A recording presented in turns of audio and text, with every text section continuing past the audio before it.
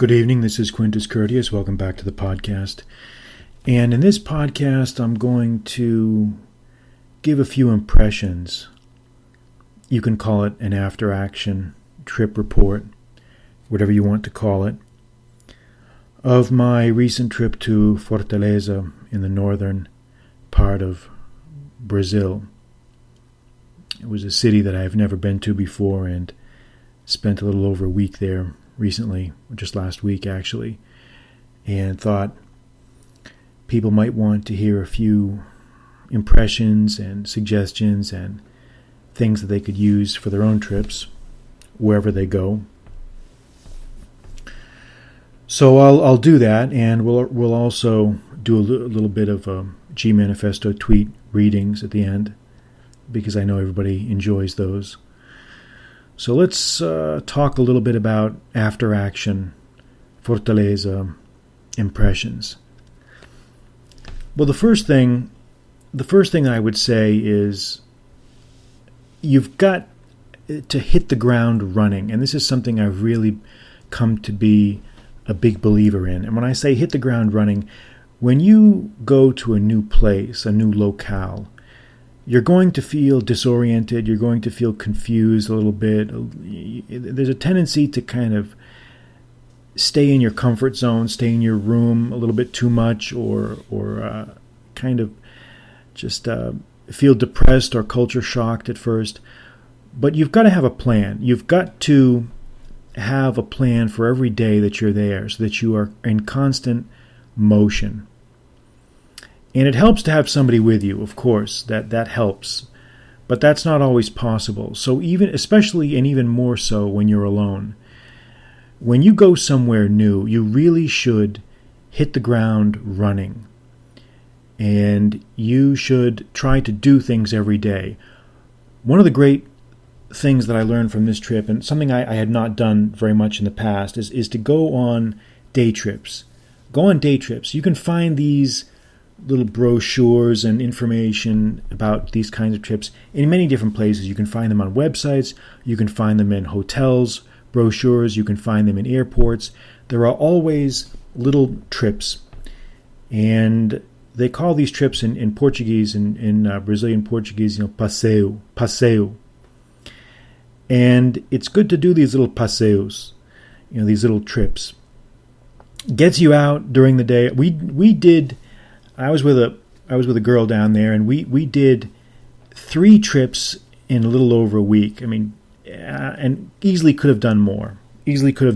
But these were trips where very, very convenient, where a little van or small bus would pick you up where you lived, and they would pick a bunch of people up around the city, and you would just go out. You drive all day to these little remote little spots, and you'd eat lunch there, refreshments, whatnot.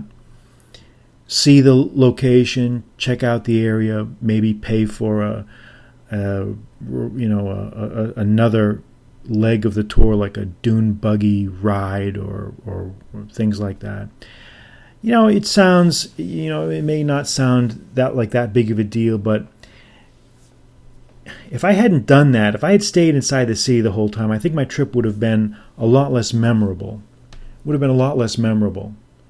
And you've got to do things. It keeps away feelings of dislocation, depression, and helps you make a memorable time. So think about doing that, going on trips and tours. Hit the ground running. Also, something else along these lines. I've got a friend who's a big believer in hiring guides. He's a big believer in hiring guides. He does a lot of travel. He goes to remote places, places where it's not always easy to know what to do. And he's told me that there are websites out there where you can find guides for any city, any place that you go. I don't know what these websites are. I've never hired a private guide, but from the way it's explained to me, it's not as expensive as you might think. It's worth every penny, no matter where you are, because it's not only is it someone to show you around if you're alone. I think guides are good, maybe if you're alone, or just maybe as a couple and you don't know anything at all about the area. That might be a good idea. Again, I've never done it, But I might do it. I might try it because I think if you've got somebody locally there who knows all the right places, and you can just tell him or her, you can say, look, I want to know, I'm into food. I want to know I want to go to authentic food places, local cuisine. This person can show you where to do that, how to do that. Or if you're into historical sites, they can tell you how to do that. So think about it. Again, I've never done it myself, but the idea sounds appealing. The third point of my trip was I was just really impressed with just some little things. The airport in Fortaleza was very nice, very, very interesting airport. It looks like it was built in the 60s or 70s, and it has a very retro feel to it, but yet it's very well run, very modern. I just enjoyed it. I know that doesn't really have anything to do with anything, but it ties into my next point, which is that I've always had a very good experience with domestic travel in Brazil, like flying from one city to the next. The Brazilian airlines and in domestic flights seem to be very, very, very pleasant, very well run. The flights are never crowded. They're well managed. You don't feel like you've got security breathing down your neck every time you look at somebody the wrong way. And it's just a very pleasant atmosphere.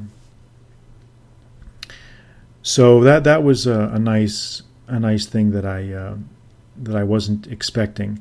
The final point is I was impressed at just how different.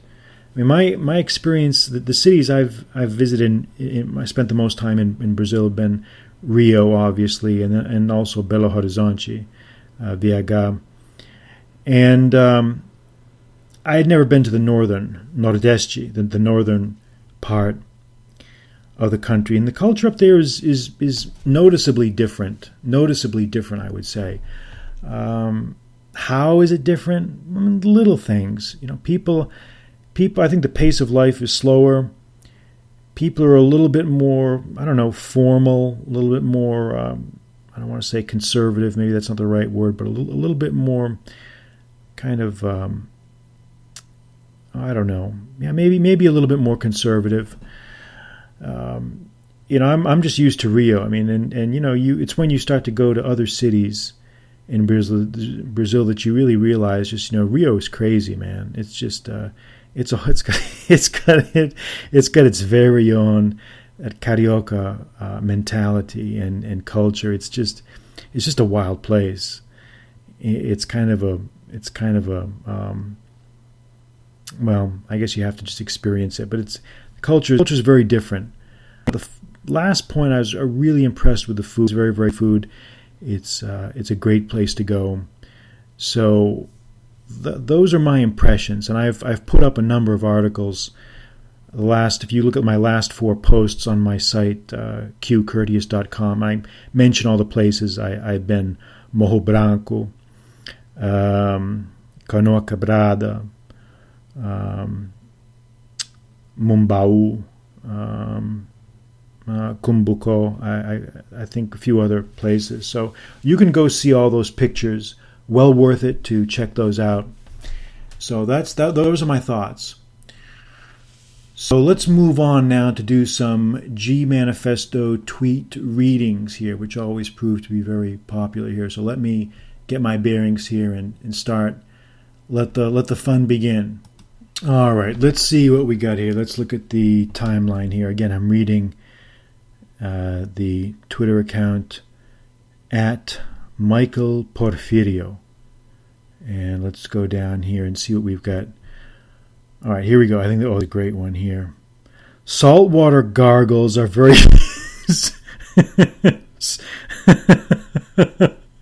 Saltwater gargles are very beneficial for your throat health, gums, and to flush bacteria. Most guys just gargle soy in their mouths and, quote, gargle on dudes. It's diabolical what deep soy has done to the millennials. I just go in the ocean, the original saltwater gargle. I got to retweet this one. This is a good one. All right, let's see what else we got here. The leopard is a supreme ambush predator. So am I. We share a ton of similarities. I will wait 5 and then a plus days in the treetops and brush of the jungle, or wait 5+ days underneath breathing out of a bamboo reed in my village by the sea, waiting to ambush my enemy like the Vietnamese. Okay, space tourism? More like soy tourism. Fuck that shit. Just go in the real open ocean, motherfucker.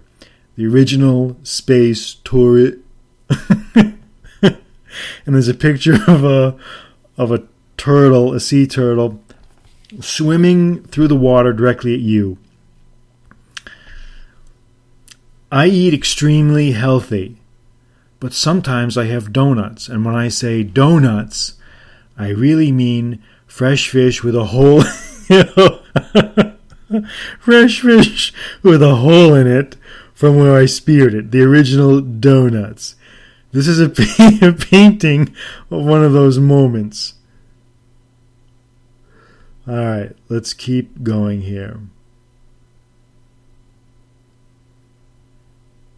This is a red-lipped batfish. This is a red-lipped batfish. Most people do not know shit about these. We share almost zero similarities. Since I was a baby, have always been cool with these guys in my jungle village by the sea. To be completely honest, I have had intelligent conversations with them about... and there's nothing. And this thing looks a red-lipped batfish, man.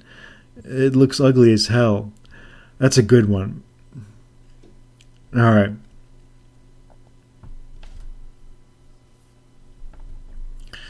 The problem with these millennial guys is you try to tell them about perfect timing, and then they just go swoop a Chinese guy named Tim Ming and eat soy with him at brunch. Now this is not perfect timing. Duran Angels. as a boxing picture of Roberto Duran. Angles. I'm sorry, not angels. Angles. Oh, Duran Angles. I don't know. Maybe that's the name of the other fighters, Angles or something. I'm not certainly not a boxing expert, but it must be what that is. All right. Let's keep going. All right, here we go. Let's keep scrolling down here. The problem with streaming content is that guys, quote unquote, guys, are really just going into streams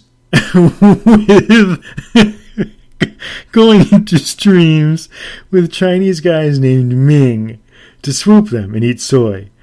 Fuck that shit. I will wait 5+ days underwater, breathing out of a bamboo reed, waiting to ambush my enemy like the Vietnamese. Okay. All right. All right.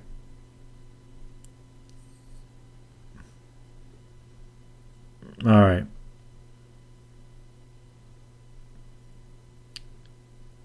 Okay, here we go.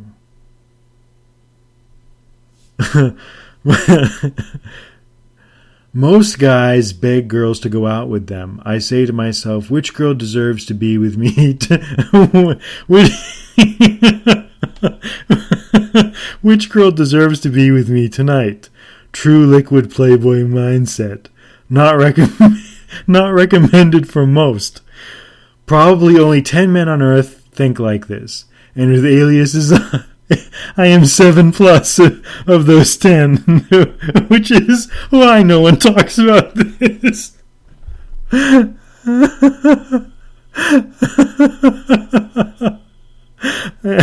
don't know why this is so funny. This stuff is just, man, it just gets inside your head. It's just so fucking funny. All right, a few more here. Everybody constantly yapping about streaming services these days. I honestly do not even care about what the fuck those even are. I only care about swooping mass amounts of beautiful girls in the rivers and streams in my village by the sea. The original streaming services. Oh, God. All right. So here we go. Cocktail with a lime. The original liposomal vitamin C supplement. There's a picture of Dean Martin and Frank Sinatra drinking.